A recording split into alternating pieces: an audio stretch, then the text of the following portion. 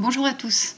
Cette vidéo a pour objectif de vous aider à mieux comprendre ce qu'on appelle en latin la proposition subordonnée infinitive.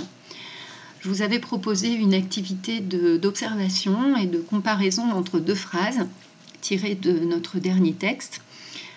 Ça n'a pas été un travail facile pour vous, mais rassurez-vous, l'important c'était surtout d'y réfléchir, de se poser des questions, et normalement, avec la leçon d'aujourd'hui, tout devrait rentrer dans l'ordre.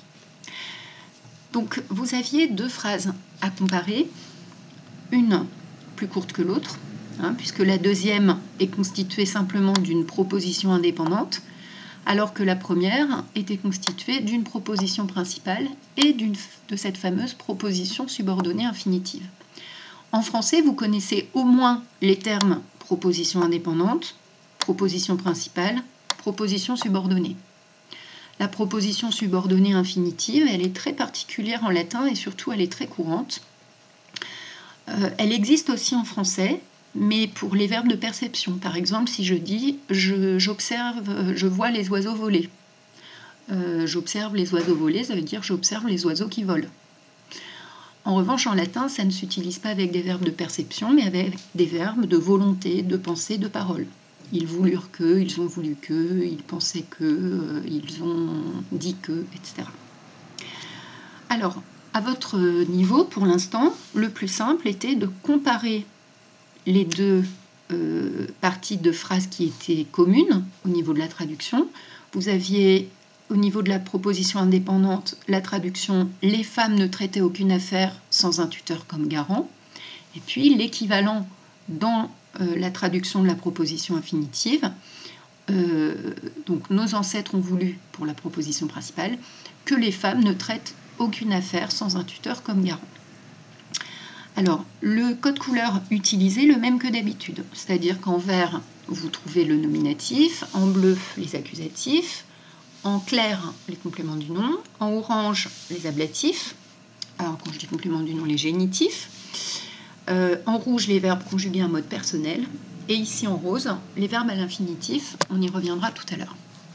Donc si on compare ces deux parties de phrase, on se rend compte que nous l'aimerem ne bouge pas, il reste en bleu dans les deux phrases.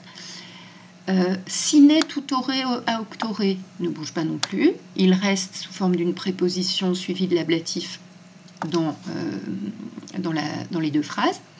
Les deux éléments qui changent sont les suivants.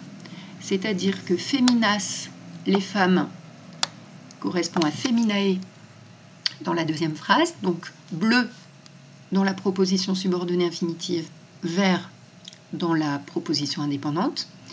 Et puis deuxième changement, agere, agebante, qui change également de couleur, puisqu'agebante est en rouge, c'est un verbe conjugué à un mode personnel, alors que agere est en rose, verbe à l'infinitif.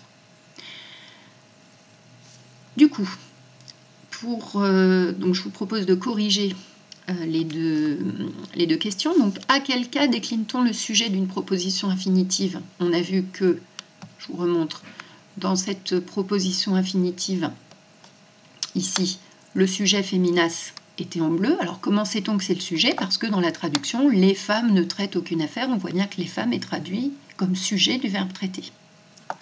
Donc, féminas est bien le sujet du verbe traiter, mais de manière tout à fait étonnante, il est à l'accusatif. Deuxième question, analysez agebante et agere. Que remarquez-vous? Alors, ce qu'on remarque, c'est que agebante est l'imparfait du verbe ago.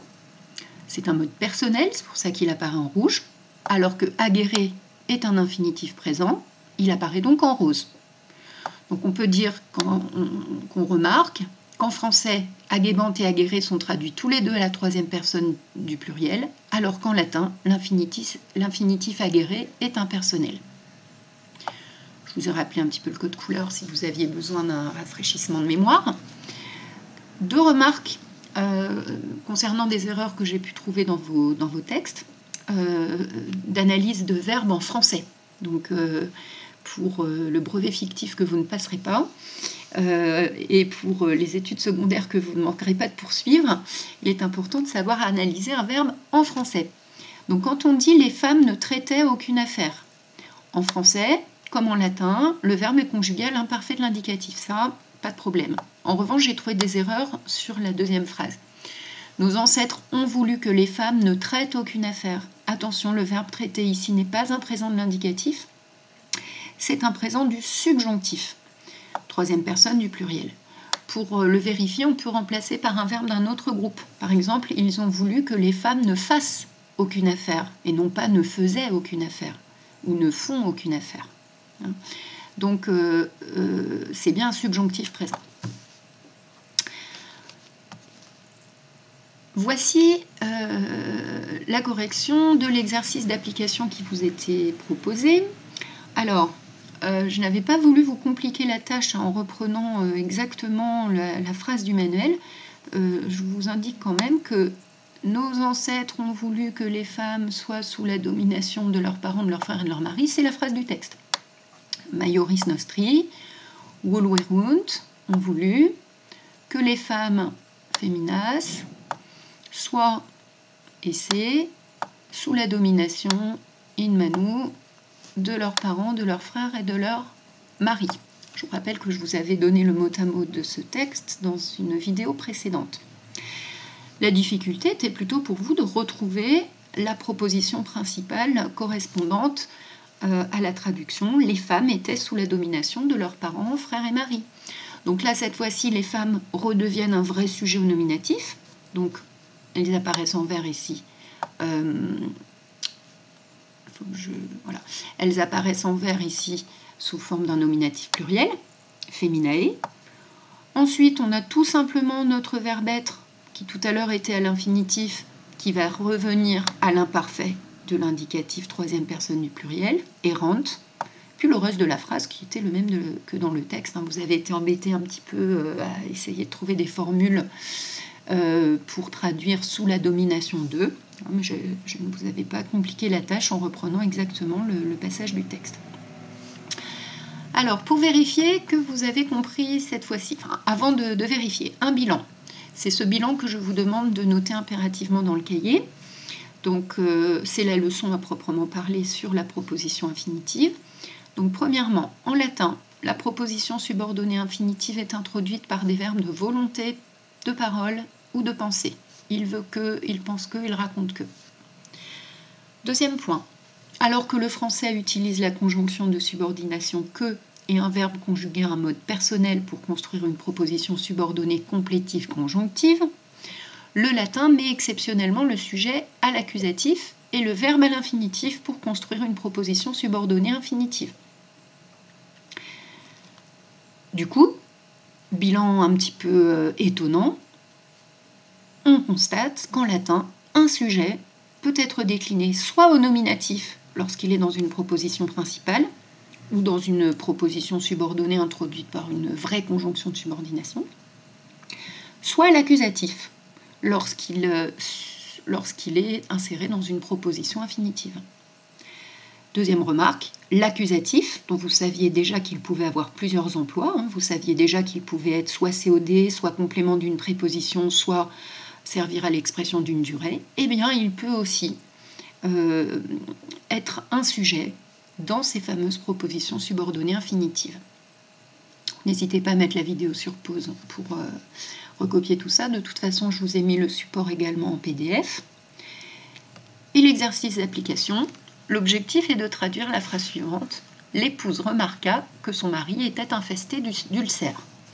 Alors, soyez bien vigilants. Je vous ai redonné la phrase du texte. Maritus ulceribus putrescebat, son mari était infesté d'ulcères. Donc cette fois-ci, je vous donne la proposition principale. À vous de construire une phrase composée d'une proposition principale et d'une proposition subordonnée infinitive. Ici, je crois que je vous ai dit une bêtise, c'est une proposition indépendante. Proposition indépendante. Donc, vous allez devoir mettre l'épouse au nominatif, ce sera le sujet du verbe remarqua. Ici, on n'est pas encore dans la proposition infinitive. Remarqua, je vous ai mis les temps primitifs du verbe. Il faudra le traduire au parfait, puisque remarqua est un passé simple, troisième personne du singulier. Le que ne se traduira pas. puisque en latin, on va basculer dans la proposition infinitive sans conjonction de subordination. Et du coup, le mari, qui est sujet de était, mais qui maintenant fait partie d'une proposition infinitive, doit basculer à l'infinitif. Et le verbe était infesté, qui était tout à l'heure à l'imparfait, doit basculer à l'infinitif. Et dulcère ne changera pas. Voilà. Avec toutes ces indications, normalement, vous allez tous me renvoyer des phrases bien traduites. Si vous avez du mal, n'hésitez pas à me poser des questions, plutôt que de ne pas donner de nouvelles du tout. Hein. Merci, bon courage, et peut-être à tout à l'heure sur l'ENT pour d'éventuelles questions.